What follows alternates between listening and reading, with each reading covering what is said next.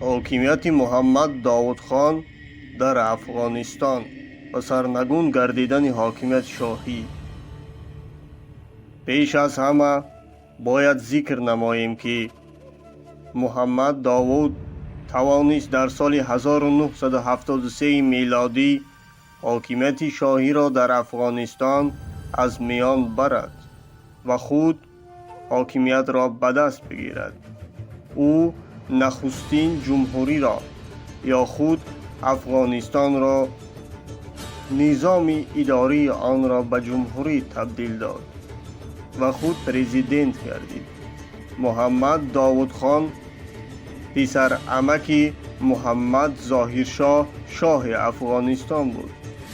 او توانست در سال 1973 طی یک تبدلات حاکمیت را صاحب گردد. همان وقتها محمد ظاهرشاه شاه افغانستان در ایتالیا برای طبابت رفته بود و او در همانجا ماند. بعد از این تبدلات یعنی تبدلات سال 1973 در افغانستان، مناسبت جمهوری افغانستان با اتحاد شوروی خیلی خوب می شود.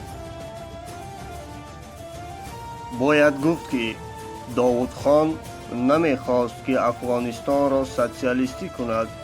او تنها می خواست از اتحاد شوروی کمک گیرد. لیکن داود خان از سال 1975 حضور شوروی ها را در کشور خود کم می کند. داود خان نتوانست در افغانستان دیر حکومت کند.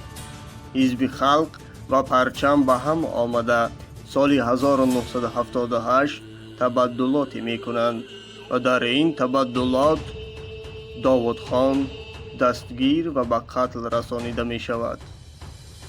بعد از مرگ داود خان حکومت به دست دموکرات ها می افتد.